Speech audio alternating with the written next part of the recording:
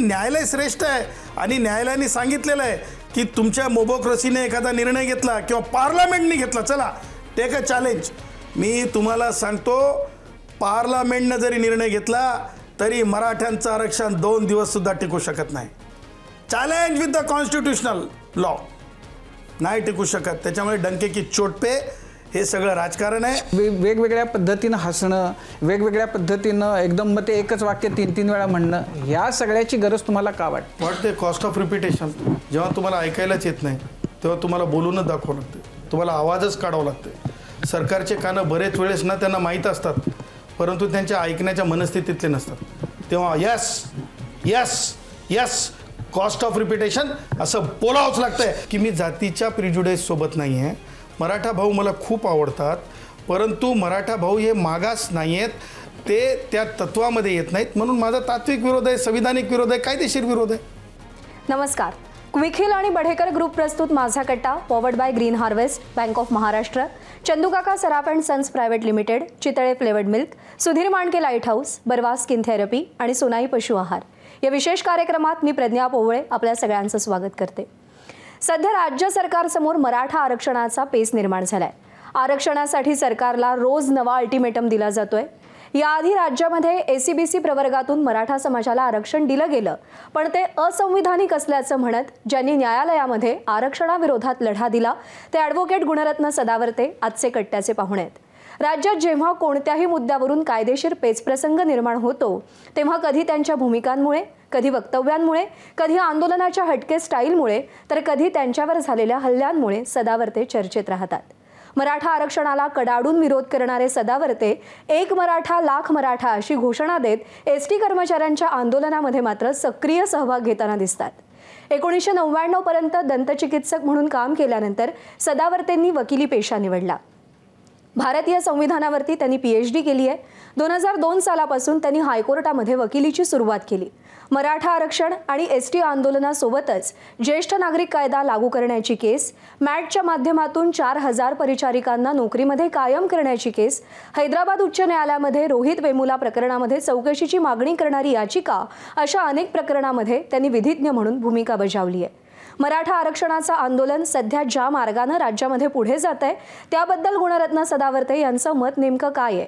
मनोज जरांगेंच्या मागणीला त्यांचा विरोध नेमका का आहे? यासह इतरही मुद्द्यांवर आपण त्यांच्याशी संवाद साधूया. कट्ट्याला सुरुवात करूया. सर नमस्कार, आपलं स्वागत आहे. जय श्रीराम, वंदे मातरम, वंदे मातरम.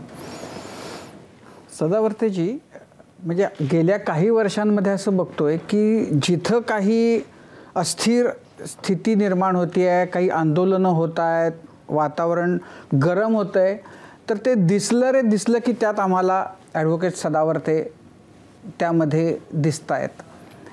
आणि म्हणजे अलीकडच्या काळामध्ये मराठा समाजाच्या आरक्षणाचा प्रश्न महाराष्ट्रामध्ये फार गंभीर आहे. तर त्याच्याबद्दल सुप्रीम कोर्टामध्ये तुम्ही लढलात. आत्ताही तुमचं सतत ह्या मराठा आरक्षणाच्या बद्दलचं आंदोलन करणाऱ्यांच्या बरोबर तुमच्या शाब्दिक सतत चकमकी झडताना दिसत आहेत. म्हणजे महाराष्ट्रामध्ये सगळ्या राजकीय पक्षांच्या नेत्यांचं हे मत आहे की मराठा समाजामध्ये मोठ्या प्रमाणामध्ये तो आर्थिकदृष्ट्या मागास आहे, गरीब आहेत आणि त्यामुळे त्यांना आरक्षणाची गरज आहे. एकही जण असं म्हणत नाही की ते आरक्षण देता कामा नये.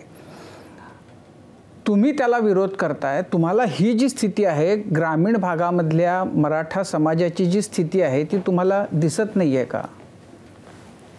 याचं थेट उत्तर देतो. हे जे काय राजकीय पुढारी तुम्हाला बोलतात तुमच्या कॅमेऱ्यांसमोर, सगळ्या म्हणजे तुमच्या चॅनल्सवाल्यांसमोर, ते एक त्यांचं रूप आहे. मराठा इतर 1-2 अपवादात्मक जर पुढारी सोडले तर मराठा आरक्षणाला मराठा इतर एकाही पुढाऱ्याचा आणि महाराष्ट्रातील 70पेक्षा जास्त टक्के जनतेचा मराठा आरक्षणाला पाठिंबा नाही. महाराष्ट्रातला शेवटचा कष्टकरी, शेतमजूर किंवा वेगवेगळ्या वर्गातली माणसं 100% मी सांगतो, म्हणजे 100%तल्या 70% लोकांचं कुणाचाही मराठा आरक्षणाला पाठिंबा नाही आहे. हे मी डंके की चोट पे सांगू शकतो. माध्यमांसमोर काय बोलतात हे फार वेगळी गोष्ट नाही नाही, त्यातला मुद्दा असा आहे की म्हणजे आपण बघतोय ना, म्हणजे बाकी कोण काय म्हणतेपेक्षा सुद्धा आपण बघतोय की ग्रामीण भागामध्ये काय स्थिती आहे ती जशी बाकी समाजामधल्या अनेक समाजांची जी स्थिती आहे त्याच्यापेक्षा काही मराठा समाजाची वेगळी स्थिती नाही आहे. तिथं प्रश्न आहेत, तिथं नोकरीचे प्रश्न आहेत, शिक्षणाचे प्रश्न आहेत, बेरोजगारीचे प्रश्न आहेत, आर्थिकदृष्ट्या दारिद्र्याचे प्रश्न आहेत, शेतीचं सगळं उत्पन्न संपुष्टात आल्यामुळं जो गरिबीचा सामना करावा लागतोय, आत्महत्या केलेल्या शेतकऱ्यांमध्ये बहुसंख्य मराठा समाजातले आहेत. तर हे सामाजिक वास्तव समोर असताना जर आरक्षणाच्या माध्यमातून स्थिती बदलेल असं जर, ते फक्त मराठा लोकांचंच, मराठा समाजातल्याच लोकांचं मत आहे असं नाही. समोर येऊन बोलताना सगळेच जण म्हणतात की ते आरक्षण आम्ही देणार. तर फक्त असं दिसतंय की जे मोजके जण विरोध करतात, म्हणजे छगन भुजबळ सुद्धा आरक्षणाला विरोध करतच नाही आहेत, ओबीसी नेते सुद्धा आरक्षणाला विरोध करत आणि ते चॅनलवर बोलतात. असं आहे की जे बोलतात तेच आहे ना. कुणी कुणाच्या कानात जाऊन काही सांगत असेल तर त्याला काही अर्थ नाही. आज स्थिती ही आहे की आरक्षण द्यायला कुणाचाच विरोध नाही आहे, ओबीसीमधून द्यायचं की नाही एवढा मुद्दा आहे. तुम्ही मात्र आरक्षणच देऊ नका अशी भूमिका घेताय. तर इतका तुमचा मराठा आरक्षणाला का विरोध आहे? हे भारताचं संविधान आहे ना, हे जगातलं वेगळं संविधान आहे.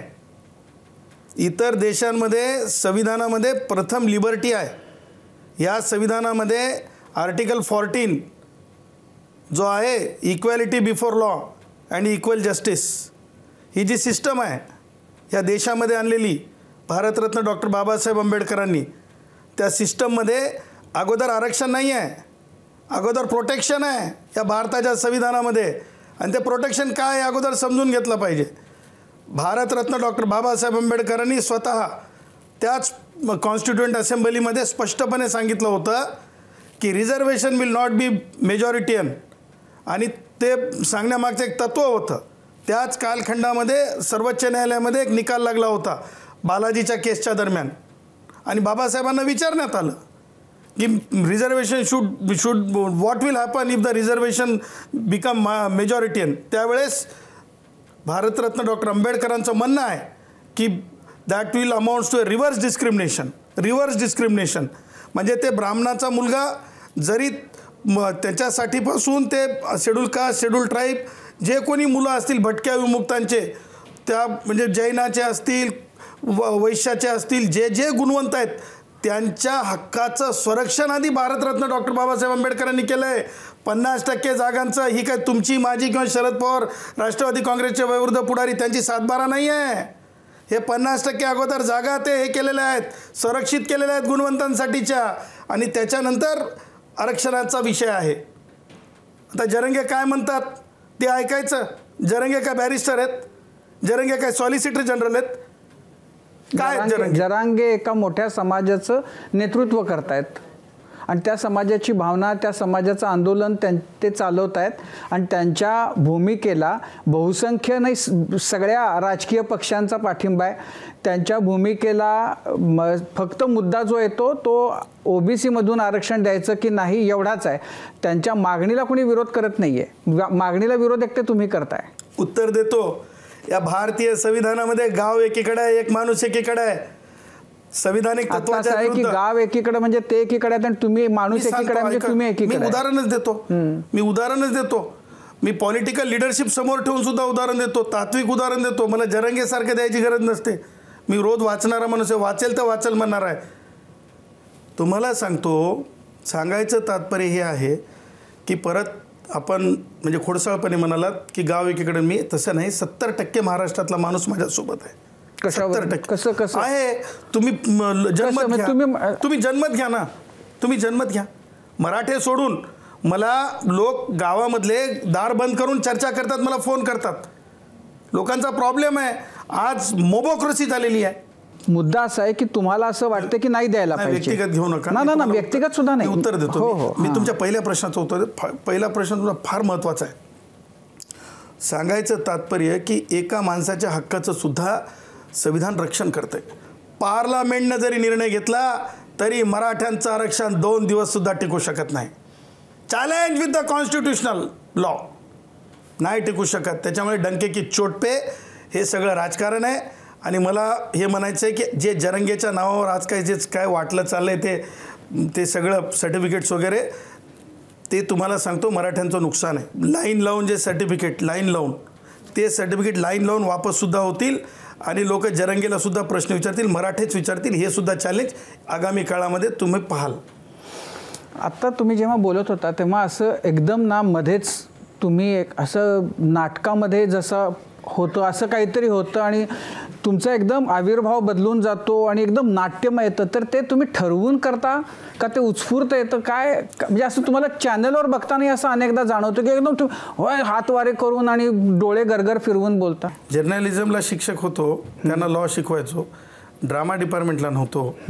त्याच्यामुळे मला माहिती आहे की पत्रकारांना काय द्यावं लागतं ते. अच्छा.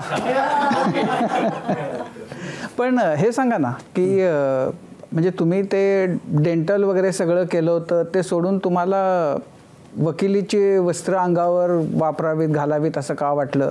जिथं काहीतरी आहे तिथं आपण जायलाच पाहिजे, तिथं घुसलंच पाहिजे, तिथं आपण बोललंच पाहिजे. ही जी याच्यासाठीची जी प्रेरणा आहे ती काय आहे? अत्यंत नम्रपणे हात जोडूनच सांगतो, आपण विचारलाच प्रश्न म्हणून. माझी जी आई आहे ती फार जिद्दी आहे. तुम्हाला सांगतो, तिला खोटं बोललेलं जमत नाही. तिला नेटनेटकं पाहिजे. एक नूर आदमी सौ नूर कपडा म्हणणारी आहे. आणि तिची अशी इच्छा होती की मी डॉक्टरच झालो पाहिजे. आणि तिचा एवढा प्रभाव होता माझ्यावर की विचारताच सोय नाही. त्याच्या विरुद्ध घरामध्ये दुसरा एक विचार होता. माझी आजी म्हणजे डाकूंची आई, म्हणजे वडील बालगुन्हेगार शेवटचे होते. निवृत्तीराव उक्काजी सदावर्ते, NU सदावर्ते, ज्यांची ओळख मामा म्हणून आहे. तर त्यांची आणि माझी जी आजी, माझी आजी म्हणजे तुम्हाला म्हणजे सांगतोच, ती इतकी सुंदर होती की ती रश्मिका मंदाना वगैरे हिरोईन आहेत ना, ती माझ्या आजीसमोर आहे ना, ती कुछ नाही पाणी कम चाय. तुम्हाला सांगतो इतकी ब्युटिफुल, म्हणजे रशियन टाईप ह्या, हाईट वाईट 6 फूट आणि स्लिम. आणि तुम्हाला सांगतो अगदी तिचा फेस असं व्ही कट. आणि ती मला म्हणायची ॲडव्होकेट. तिला ॲडव्होकेट म्हणता यायचं नाही, कारण तिने तिचे सगळे लेकरं जन्मठेपेच्या शिक्षेमध्ये पाहिलेले. आणि मग ते वकिलाला मान द्यावं लागत असं तिला वाटायचं. पण तिला ॲडव्होकेट व्हावं वाटायचं आणि वडिलांनाही वाटायचं की मी वकीलच झालो पाहिजे. सांगायचं तात्पर्य की माझ्या आजीसारखी तर दारू कुणीच काढत नाही असं म्हणतात. ती दारू बनवायची सुद्धा, त्याची टेस्टसुद्धा करायची म्हणे. पण तुम्ही त्यांना डाकूंची आई का म्हटलं? हो, म्हणजे म्हणजे 5ही जण डाकूच होते ना. बाबा बाल गुन्हेगार होते आणि गंगाराम, भुजंगराव, कुंडलिकराव हे मानलेले डाकू ना. म्हणजे चिठ्ठी लिहून तुमच्याकडे चिठ्ठी यायची. म्हणजे शेवटचा डाका महाराष्ट्राचे माजी मुख्यमंत्री नाईक साहेब यांच्या घरी टाकायचा होता. चिठ्ठी पाठवायचे आणि असं म्हणतात, म्हणजे माझे जे काका होते मोठे, ते घराच्या वरच्या त्या कौलातून बाहेर येऊन उडी मारून घोड्यावर बसणे इतकं ते स्ट्रॉंग होते. पण मग तुम्हाला घरामध्ये म्हणजे संस्कार झाले ते शिकायला पाहिजे, ते आईकडनं आले. आईकडनं म्हणजे त्या वाटेवर वडिलांच्या खानदानी मार्गावर न जाता या मार्गानं जायला पाहिजे असं आईनं सांगितलं. नाही, ते आजीचं असं म्हणणं असायचं. मध्ये वडील म्हणायचे, वडिलाचं एक असं असायचं, घरामध्ये जर वाद चालू असला, घरामध्ये डेमोक्रेटिक वातावरण नेहमीच असते. म्हणजे नेहमीच ऐकून घ्यायचं. जसं झेन सदावर्ते बालशौर्य पुरस्कार आहे, तीसुद्धा बऱ्याच गोष्टी सांगते. म्हणजे एवढं सांगते की तिने ते कट्टा पहिल्यांदा सांगितलं, देखो तुम ना पीछे 2 पिलो रखोगे और बाद में आगे सरक के बैठोगे, नहीं तो बिना पिलो के बैठोगे तो पेट ऊपर दिखेगा. म्हणजे इतकं बारीक ऑब्झर्वेशन असते. घरामध्ये डेमोक्रेसी आहे. सांगायचं तात्पर्य की संघाच्या शाखेमध्ये, राष्ट्रीय स्वयंसेवक संघाच्या शाखेमध्ये जेव्हा आम्ही बाल सैनिक होतो, एक बिस्किट मिळायचा. आता ते काय 10 पैशाला वगैरे त्या काळात असायचा, तो बिस्किट मिळायचा. तिथे आम्ही शिकलो संस्कार काय असतात. ते सगळं असताना आता तुमचा आत्ताचा हा जो पेहराव आहे, आता त्याला काहीतरी होते, ते चांदीचा आहे का काय मला माहिती नाही, लागलेलं वगैरे. तर हा जो शौक आहे तो कुठून आला? एक नूर आदमी सौ नूर कपडा ही माझ्या आईची आहे. माझी आई म्हणते की टायडी राह, tidy, you should be very tidy. आणि त्याच्यामुळे तीच सवय जयश्री पाटलाचे वडील जे होते ते स्वातंत्र्य सेनानी, ज्यांनी या मराठा आरक्षणाला सगळ्यात अगोदर चॅलेंज केलं.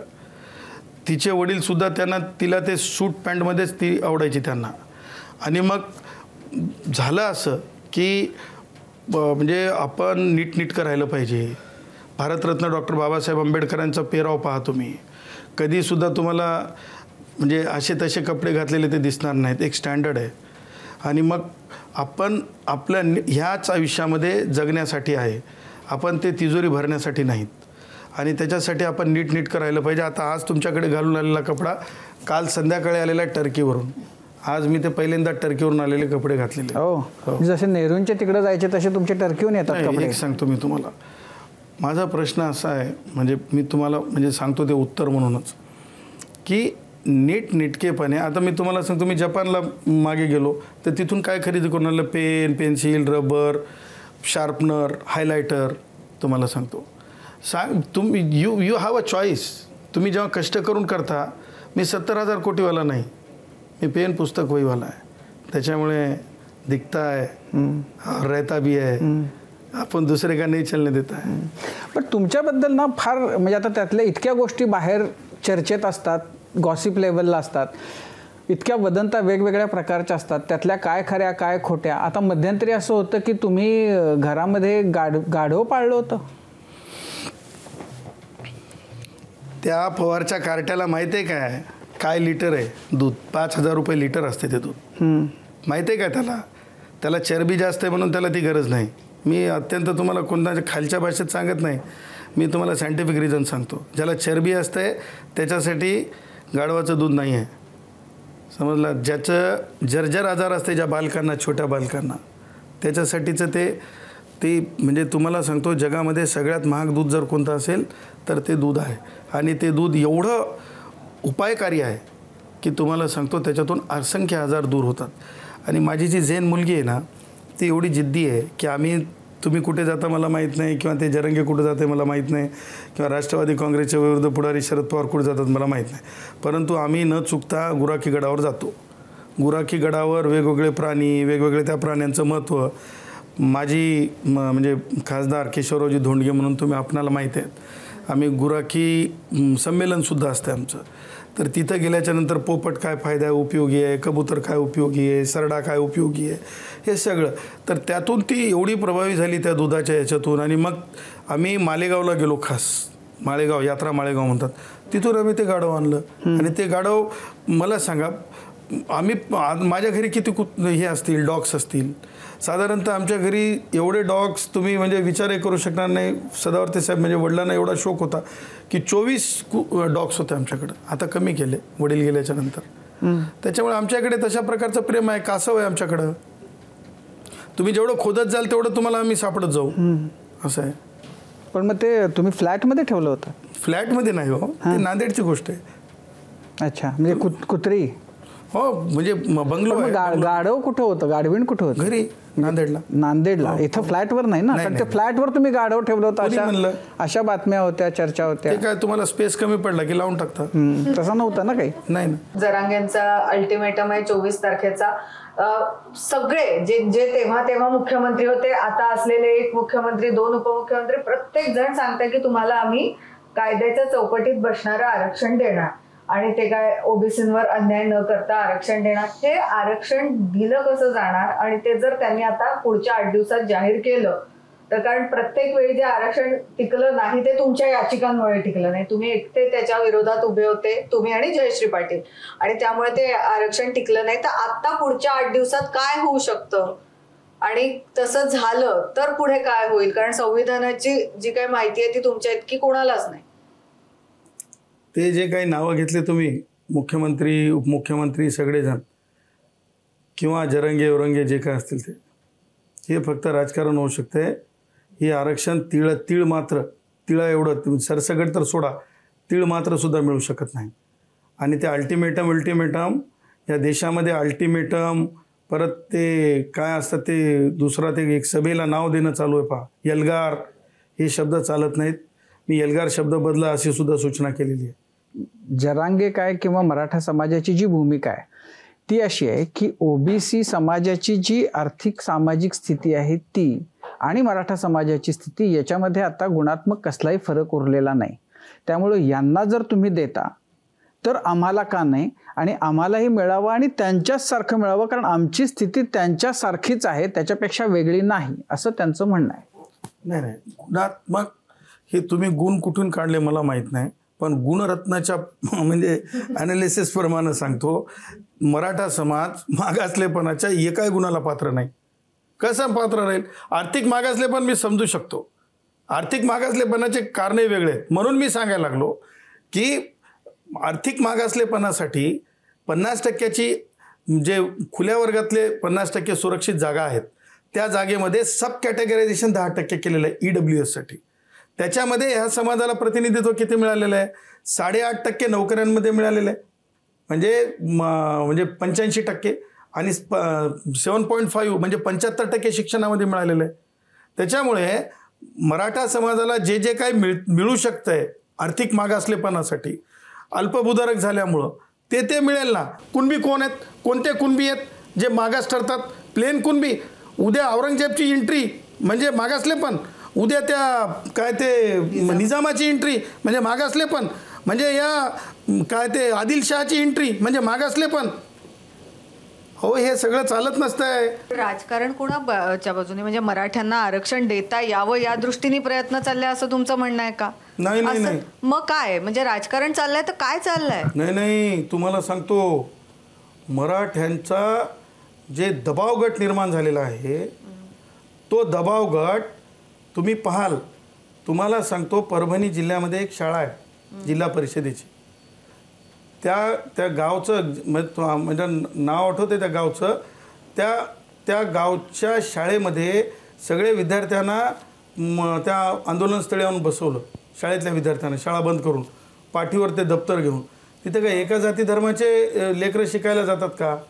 गावबंदी, एका बाजूला गावबंदी काय, आणि दुसऱ्या बाजूला त्या कार्ट्याची पवारच्या त्या काय नाव त्याचं, ते तुम्ही पवारांच्या बद्दल अर्ध्या हळकुंडाने धुतलेल्या त्या पोराच्या, तुम्हाला ते आजी काय ते आमदार पवार, ते तुम्हाला रोहित पवार. पण तुम्हाला असं पवारांच्या बद्दल बोलताना असे एकदम इतका हे का होतं, म्हणजे कार्ट वगैरे, तुम्ही असे काय शब्द वापरता? का गाढविणीचं दूध माझ्या आईला म्हणल्याच्यानंतर तुम्हाला राग यायला नको होता? तुमच्या प्रतिनिधीने विचारलं का असं बोलणं सुसंस्कृत नाही म्हणून? वयोवृद्ध म्हणणं काय म्हणजे संस्कृतीच्या बाहेर जाऊन बोलणं आहे का? नाहीत का शरद पवार वयोवृद्ध? काय बोललो? काय कधी काही ऑफेन्सिव्ह बोललो? कधीच नाही बोललो.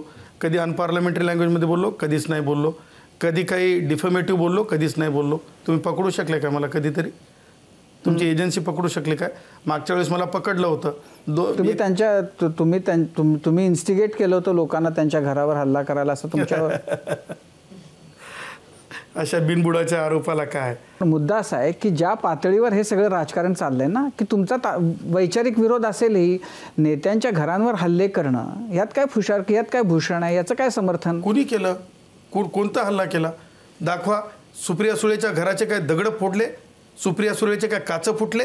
काय झालं मला सांगा ना तुम्ही. काचा फोडल्या कुणी सांगा, दाखवा. एबीपीचा आपण आता ज्यांनी जे गेले होते ते त्याच तयारीनं गेले होते, आणि ते म्हणजे सुदैवानं काही झालं नाही. आत्ताही आपण बघतोय की घरं जाळणं, भे करणं, म्हणजे वैचारिक पातळी आपली आता इतकी, म्हणजे वैचारिक पातळीच उरली नाही आहे. तुम्हाला विरोध करायचा आहे तर तुम्ही जा, घरांवर जा, हल्ले करा, मारहाण करा, तोडफोड करा. तुमच्याही गाडीच्या काचा फोडल्या.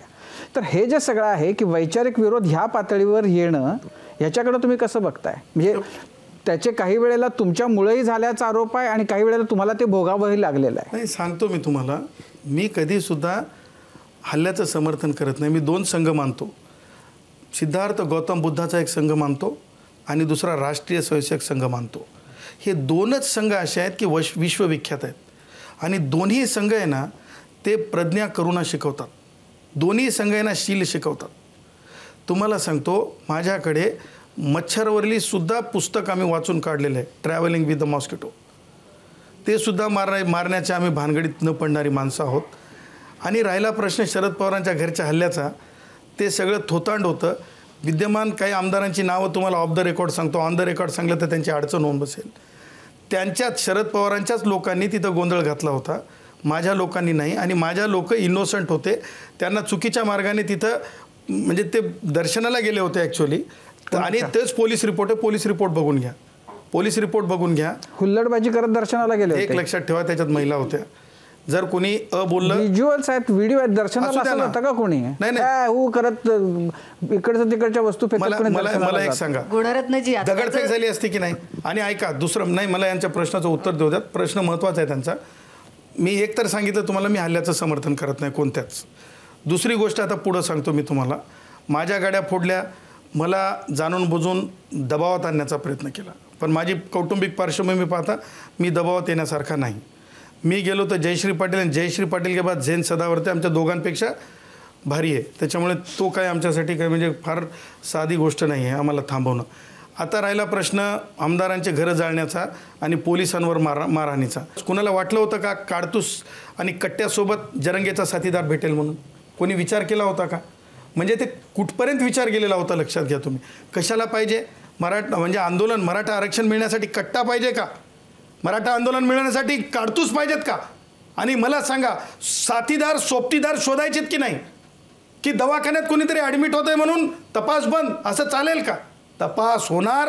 तपास नाही झाला तर न्यायालयामध्ये ती याचिका चालवायला घेऊ आणि न्यायालयाच्या निर्देशनास आणून देऊ. अच्छा, तो मगाशी प्रस्तावनेमध्ये प्रज्ञानं उल्लेख केला होता, म्हणजे तुम्ही जेव्हा STचं आंदोलन सुरू होतं तेव्हा तुम्ही अचानकच मध्ये तिथं एक मराठा लाख मराठा अल्लाहू अकबर या घोषणा देत होता. हे काय भानगड आहे? म्हणजे यांचा त्या ST आंदोलनाशी, त्या तुमच्या संपाशी काय त्याचा संबंध होता? ते काय होतं? आता सन्माननीय संपादक साहेब, हां, हे एक मराठा लाख मराठा हे काय जातीची घोषणा आहे का? ना मी विचारतो. नाही, मी उत्तरच द्यायलो की आता उत्तर तर घ्यावंच लागेल. एक मराठा लाख मराठा ही सैन्यातली घोषणा आहे सगळ्यात अगोदर. आणि सैन्यातले मराठे माझ्याकडे, इफ यू वॉन्ट टू, तुम्हाला जर रेकॉर्डिंग चालवायचीच असेल तर देतो. सैन्यातले मराठे जे कारगिलमध्ये नाही, जम्मू काश्मीर अगदी बॉर्डर लाईनवर आहेत, त्या मराठा भावांनी मला फोन केला आणि त्यांनी सांगितलं की सदावर्ते सर, तुम्ही अगदी स्पष्ट आणि खरं सांगता, मराठा आरक्षण देता येत नाही. समजलात? त्यामुळं राहिला अल्लाहू अकबर. अल्लाहू अकबर मी कधी म्हणलेलं नाही. अल्लाहू अकबर मी कधी म्हणलेलं नाही. अल्लाहू अकबर मी कधी म्हणलेलं नाही. पण ते STचं ते जे तुमचं म्हणजे तुम्ही त्यांचे नेते, तुम्ही म्हणालात अल्लाहू अकबर, मी नाही म्हणणार. हो, तिथं तशा भाषा आहेत की तुम्ही तशा घोषणा दिल्या. नाही, मी एक मराठा लाख मराठा म्हणलं असेल, एळकोट जय मल्हार म्हणणार मी, परंतु अल्लाहू अकबर, अल्लाहू अकबर तुम्हाला ते म्हणायचं नाहीये, अल्लाहू अकबर म्हणायचं नाहीये. मी मरेपर्यंत म्हणणार नाही. अच्छा, नाही, मुद्दा असा की त्या ST आंदोलन जे तुम्ही केलं होतं त्याच्यानंतर तो संप झाला, मग ती जी त्यांच्या संघटनेची निवडणूक झाली तीही तुम्ही जिंकलीत. आता त्याच्यामध्येच इतक्या भानगडी सुरू असल्याच्या बातम्या आहेत, तर ते तुम्हाला म्हणजे तुमच्यावरचा त्यांचा विश्वास पातळ झाला आहे आता? कुणाचा? ते जे निवडून आले संचालक वगैरे सगळे. हे पहा, आमच्याकडे डेमोक्रेसी सांगितलेलं आहे मी तुम्हाला. माझ्या एकाही संचालकांनी माझ्यावर एक शब्द भ्र म्हणजे भ्र नावाची कादंबरी आहे महाजनताईची, आपल्या प्राचार्य महाजनांच्या मुलीची. हो, ती म्हणजे फार 20 वर्षाच्या अगोदर तुम्ही वाचलेली, मी वाचलेली आहे, मला माहिती आहे. एक भ्र सुद्धा माझ्या एकाही संचालकांनी, जर आता तुम्ही तुमच्या ABPच्या महाराष्ट्रातल्या टीमला विचारलं ऑन एअर की कुठे सदावर्तेंच्या विरुद्ध भ्र काढला असेल, तर मी तुम्हाला पाहिजे. आमच्याकडे तत्त्व काय माहिती आहे का? आमच्या बँकेला अध्यक्ष निवडीनं नाही आहे, IAS अधिकारी आहे. उपाध्यक्ष आमच्याकडे निवडीनं नाही आहे, तो सुद्धा अधिकारी आहे. त्याच्यामुळे संचालक हे शेवटचं पद आहे. आमच्याकडे कसं आहे की तुम्ही 5 लोक म्हणले की हे ठराव करा तर करा, तुम्ही 10 लोक हे म्हणले की हे करा, म्हणजे मेजॉरिटी जो ठराव असेल तो चालत राहील. आता आमच्याकडे ठराव कोणते झाले तुम्हाला सांगतो. तुळशीचं नंदनवन प्रत्येक बँकेमध्ये ठेवा, अखंड भारत. आमच्याकडे ठराव कोणते आहेत? वंदे मातरम म्हटलं पाहिजे. हे सगळे आमचे ठराव. प्रकाराचे आरोप झाले. हे भाईजानला आवडत नाही ना. हे उद्धव भाईजान कधी सुद्धा सभागृहात आलेले पाहिले होते का तुम्ही? नाही, पण माझ्यासाठी ते काल विधानसभेमध्ये होते. विषयांतर होत आहे ना. विषयांतर कसं काय? तिथं होते ना. मुद्दा असा की त्या ते तिथं गैरप्रकार झाल्याचे आरोप झाले, त्याच्यानंतर त्या सगळ्या संघटनेमध्येच प्रॉब्लेम निर्माण झाल्याच्या बातम्या आल्या. ते काय आहे प्रकरण? तुम्हाला सांगतो, त्या बँकेतून मलाही कर्ज घेता येत नाही, तुम्हालाही कर्ज घेता येत नाही. त्या बँकेची मर्यादा आहे 50,000 ते 15-18 लाख रुपये. ते पगारावर, ती सॅलरीड बँक आहे आणि तिथे 1 रुपयाचा सुद्धा गैरव्यवहार नाही आहे. हे दस्तूरखुद म्हणजे दिलीप वळसे पाटलाचं बघून तर घ्या, त्यांचं म्हणणं तर बघून घ्या. तिथे 1 रुपयाचा गैरव्यवहार नाही. तुम्हाला सांगतो, आणि काय आविर्भाव होता. आता परत तुम्ही कार्टा म्हणू नका म्हणाल. मग आमच्या शाखा काय म्हणजे 500 शाखा आहेत का ते त्याला माहीत नाही. म्हणजे 500 शाखा आहेत.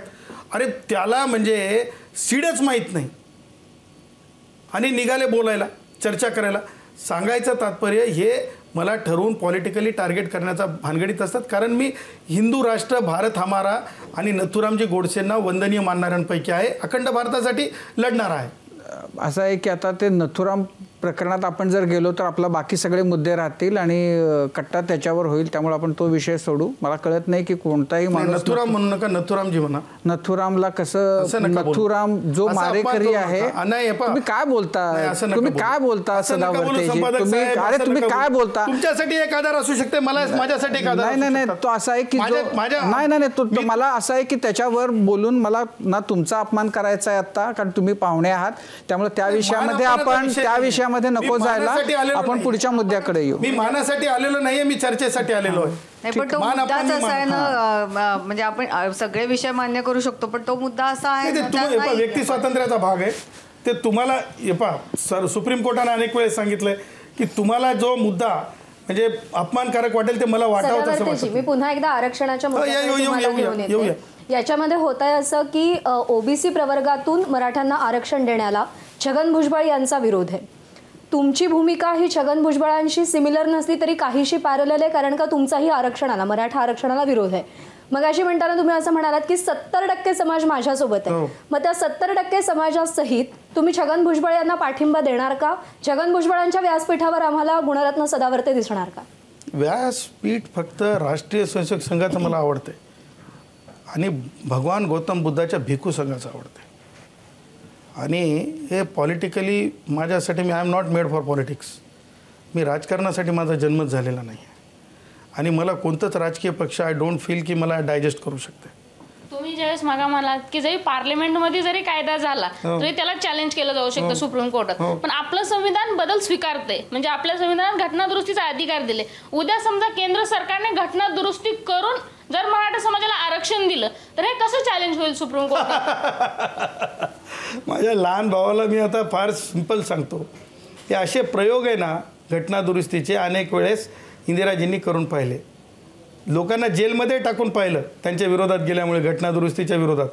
परंतु मिनर्वा मिलसारखे जे जजमेंट्स आहेत, जे बेसिक स्ट्रक्चर ऑफ कॉन्स्टिट्यूशन सांगतात, त्याच्यामध्ये असे मेजॉरिटीयन जरी तुम्ही एकत्र येऊन ठराव केला किंवा कायदा केला तर तो कायदा रद्दबदल करण्याचे अधिकार पूर्णतः भारतीय संविधानाला दिलेले आहेत. 50% जी काही मर्यादा आहे त्याचा तुम्ही उल्लेख केला मागा बोलताना. मात्र ही 50%ची मर्यादा 30 वर्षापूर्वीच तमिळनाडू सरकारने ओलांडली आणि तिथे ते सध्या अस्तित्वात आहे की जे 50% ओलांडून दिलेलं आरक्षण आहे ते सध्या तिथे अस्तित्वात आहे. मग एकच कॉन्स्टिट्यूशन 2 राज्यात डिफरन्स कसं होऊ शकतं? नाही तुम्हाला माहीत नाही. हे अनइक्वल्सला इक्वल्स करण्यासाठीची ती प्रक्रिया आहे. आणि तुम्हाला सांगतो अपवादात्मक परिस्थिती तुम्ही अशोक चव्हाणांना समजून घ्या. त्यांचं आत्ताचं जे भाषण होतं विधानसभेतलं ते बोलकं आहे की सेंटिनल आदिवासींसारख्या परिसरामध्ये किंवा त्या भूभागावर जर 50%पेक्षा जास्त होत असेल तर ते अपवादात्मक परिस्थिती आहे. ती अपवादात्मक परिस्थिती मराठ्यांच्या बाबतीमध्ये नाही आहे आणि त्याच्यामुळं सामाजिक मागासले पण मराठा ठरूच शकत नाही. गुणरत्नजी, मला परत मगाशी थोडीशी चर्चा झाली त्या विषयावर यायचं आहे की तुमचं खरं तर संविधानाचा खूप अभ्यास आहे, PhDच केली आहे तुम्ही, कायद्यांचा खूप अभ्यास आहे, तुम्ही जिथे तुम्हाला चुकीचं वाटतं तिथे याचिका करता. पण असं वाटतं का की कुठेतरी तुमचा पेहराव म्हणा, बोलण्याची स्टाईल म्हणा, या सगळ्यामुळे सिरियसली घेतलं जात नाही तुम्हाला बरेचदा? असं वाटतं तुम्हाला? कधीतरी वाटतं? कसं आहे, मी तुम्हाला अगोदर काय सांगितलं की मी जे बोलतो ना ते protection of last man, protection of last man, protection of last man. कारण तुम्हाला माहिती नाही हो, तुम्ही गावखेड्यामध्ये गेला नाही तो, तुम्ही जा, तुम्ही तिथे ना तुम्ही बिना पत्रकार म्हणून तिथे ना नॉर्मल पेहरावामध्ये तिथे राहून पहा, तिथे काय दादागिरी आहे तुम्ही लक्षात येईल हो. ती दादागिरी आहे ना, त्या दादागिरीला उत्तर आहे हो मी. प्रत्येकाची एक स्वतंत्र स्टाईल असते आणि त्या स्टाईलसोबत मला काही बदलाव करण्याच्या भानगडीत पडायचं नाही. ती माझी स्टाईल आहे आणि मी तुम्हाला सांगितलं की मला राजकीय अंगच नाही. वाटत नाही तुम्हाला कशाला पाहिजे राजकारणात जावं, मंत्री संत्री काय तिथं? मला सांगा, ते कायदे बनवतात, मी कायदे उच्च आणि सर्वोच्च न्यायालयामध्ये मोडून काढतो. मला सांगा काय तिथं कोण विचारते? तुमच्या या भागातल्या आमदाराला, या तुमच्या याच्या अंधेरीच्या विचारा बरं, चंद्रपूर गडचिरोलीमध्ये यांनी किती कायद्यावर हे केलं आहे. त्या आमच्या दादरचे आमदार ते काय चौधरी, त्या विचारा बरं वडाळ्याच्या चौधरींना किती कायद्यांमध्ये त्यांनी सहभाग घेतला, किती कायदेशीर मुद्दे सुचवलेत, सांगा बरं मला. अहो पहा, ज्या ठिकाणी मी आहे ना तिथं फार समाधान आहे. तुमच्या ठिकाणी फक्त तुम्हाला लिहिण्याची मुभा आहे, कोण काय म्हणते चालवण्याची मुभा आहे, पण माझ्या ठिकाणी ना कायदा बदलण्याची मुभा आहे. त्याच्यामुळे आय एम व्हेरी सेफ. त्याच्यामुळे मी स्वतःला खूप आनंदी मानतो. कायदा बदलण्याची मुभा मला पण आहे ना, आहे ना, पण तुम्हाला मांडण्याची मुभा आहे जास्त, मला त्या प्रक्रियेत सहभाग करण्याची. पण जर ह्या सगळ्याचा परिणाम होऊन कधी तुमच्यावर शाई फेकली जाते, कधी तुमची अत्यंत महागडी गाडी फोडली जाते, सतत तुम्हाला पोलीस प्रोटेक्शनमध्ये राहावं लागतं. तुम्ही मगाशी सांगितलं की तुम्हाला कशाची भीती वाटत नाही, पण कधीतरी वाटतं की हे का, म्हणजे इतक्या टोकाचा विरोध तुम्हाला सहन करावा लागतोय.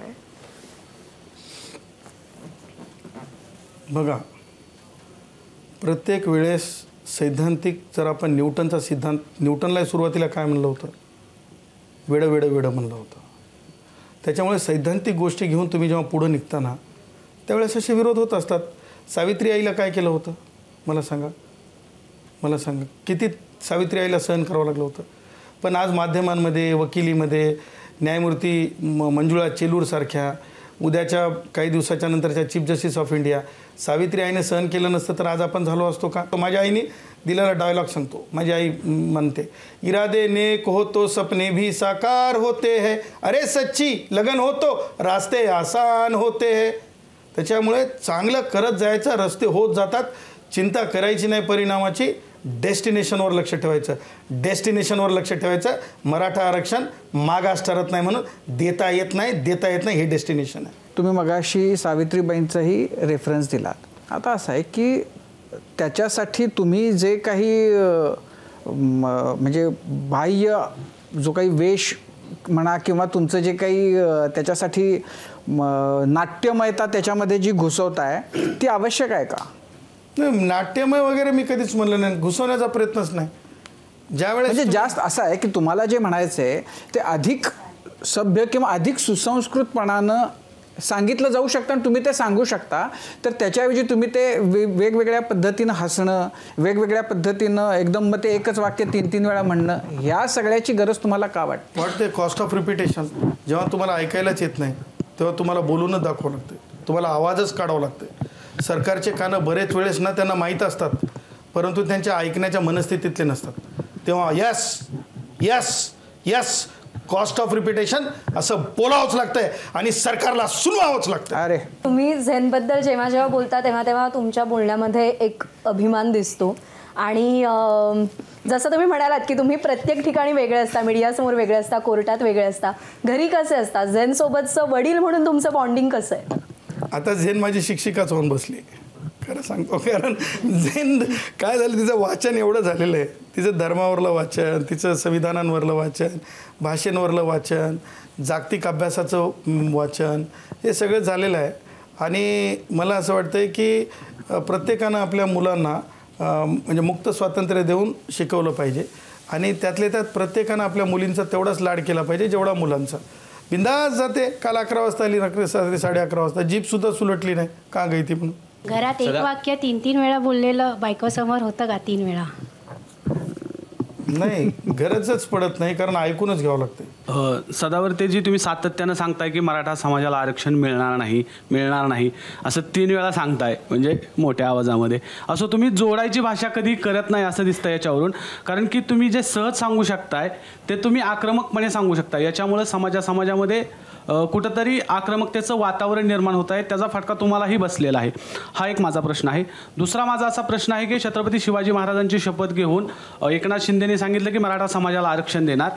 आत्ताच मग देवेंद्र फडणवीसांनी पण बैठकीमध्ये सांगितलं की मराठा समाजाला आरक्षण देणार, पण ओबीसींवर अन्याय न होता मराठा समाजाला आरक्षण देणार. पण समजा आता निवडणुका आलेत, निवडणुकाच्या आधी जर मराठा समाजाला आरक्षण मिळालं तर सदावर्तेंची पुढची नेमकी भूमिका काय असणार. ABPच्या तरुण सन्मान्य पत्रकार महोदयांना मला सांगायचं आहे, न्यायालयामध्ये जे आहे शपथ जी घेतली जाते ना, ती गीतेची आणि भारतीय संविधानाची घेतली जाते. आणि तत्त्व जे ठेवलं जात असते ना न्यायालयामध्ये, ते संविधानाचं तत्त्व ठेवलं जातं. आणि लेजिस्लेचरला सुद्धा ममत्व ठेवायचं नाही आहे, हे तत्त्व आहे. त्याच्यामुळे नेते मंडळी कितीही म्हणू देत की मी आरक्षण देतो, तो त्यांचा व्यक्ती स्वातंत्र्याचा भाग आहे. देवेंद्रजी किती वेळेस म्हणू देत की ते मराठा आरक्षण देणारच. राष्ट्रवादी काँग्रेसच्या वयोवृद्ध पुढारी शरद पवारांनी किती याच्यामध्ये एनर्जी ओतू देत या आंदोलनाला मोठं करण्यासाठी, तो त्यांचा राजकारणाचा भाग आहे. लेकिन डंके के शर्ट पे सिर्फ यही है कि रिजर्वेशन सोशल बैकवर्डनेस नहीं रहने की वजह से मिळणार नाही, मिळणार नाही, मिळणार नाही. मिळालं तर 2 दिवसात स्टेसाठी प्रयत्न करू, चॅलेंज करू.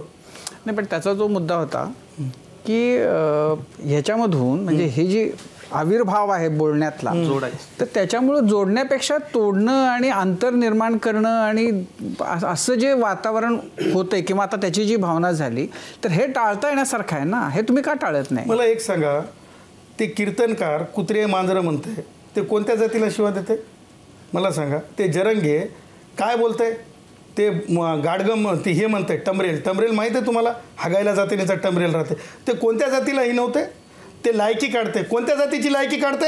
एक गुणरत्न सदावर्ते जेव्हा एकूण 70% लोकांच्या प्रोटेक्शनसाठी बोलतंय त्यावेळेस तुम्हाला जातीय तणाव वाटतंय, आणि ज्या वेळेस जरंगे प्रत्येक वेळेस घालून पाडून बोलताय. काय शिक्षण आहे जरंगेचं? काय त्याची IQ आहे? काय कॉन्स्टिट्यूशनल डिबेटमध्ये आणून बसवा. हे सगळ्या गोष्टी आहेत ना, protection to a common man आहे. माझ्या बोलण्याला तुम्ही त्या अर्थाने घेऊ नका. मी परत कॉस्ट ऑफ रिपिटेशन सांगतो, अनपार्लमेंटरी, डिफेमेटिव्ह आणि कोणत्याही प्रकारे कोणत्याही समाजाचा अवमान होईल याच्यासाठी मी बोलत नाही. मराठा समाज माझा आहे, माझाच राहील. गुणरत्नजी, मग आपण असं म्हणायचं का जे की राजकारण्यांना त्यांची राजकीय जी काय मजबुरी असेल ती बाकी सगळ्यांना जे काय बोलता येत नाही ते सगळं तुमच्या तोंडून बोललं जात आहे?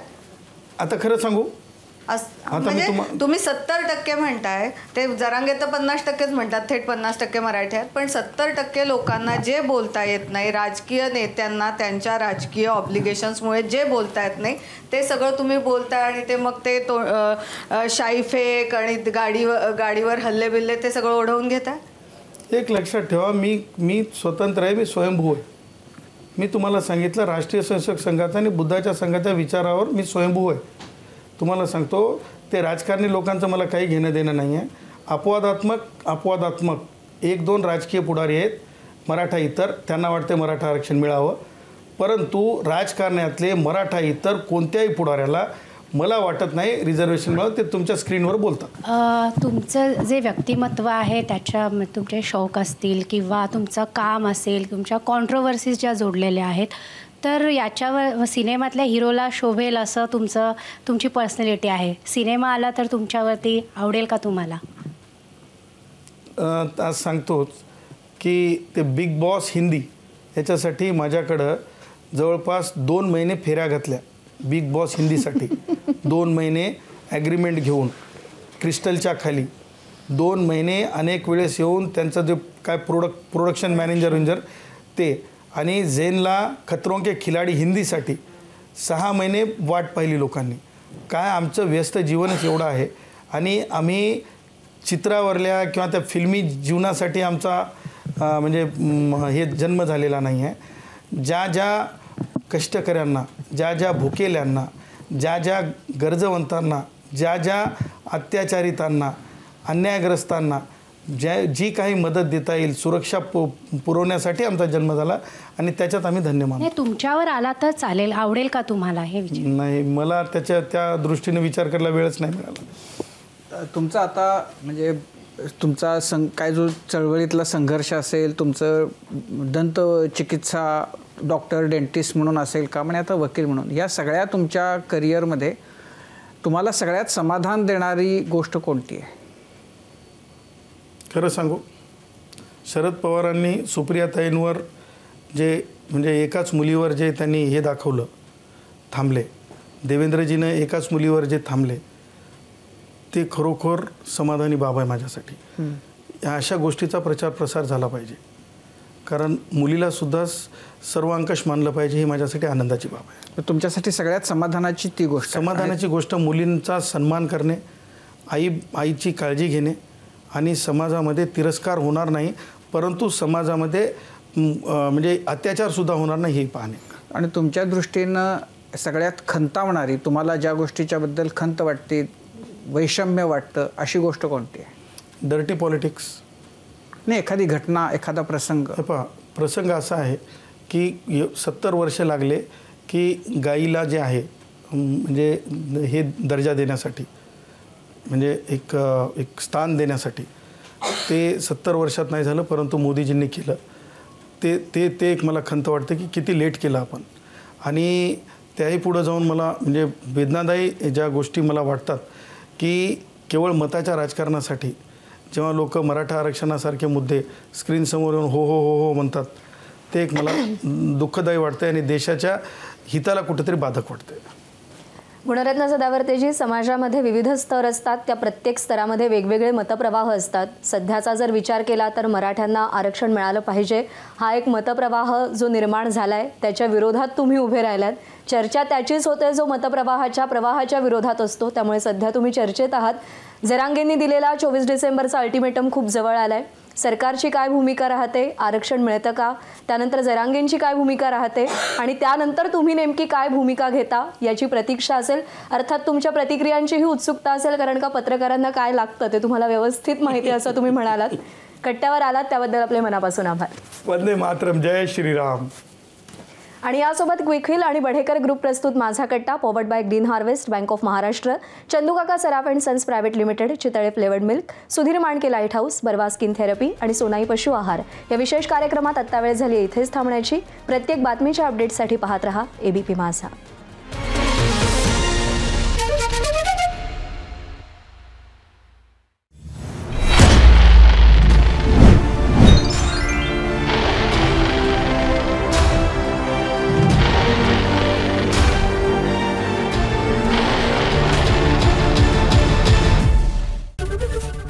ABP माझा, उघडा डोळे बघा नीट.